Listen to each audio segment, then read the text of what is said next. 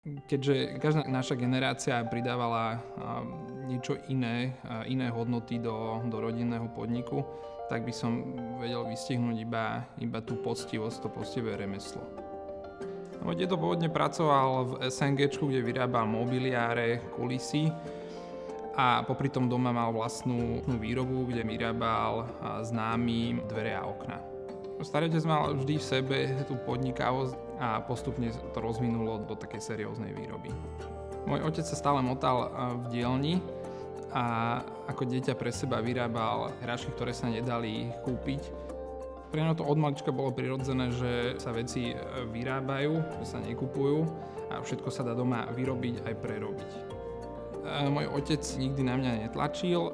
Prirodzene, keďže dielňa bola pri dome, tak som sa tam motal tiež. Ale veľmi rýchlo som zistil, že firma potrebuje vedenie, niekoho, kto udáva smer.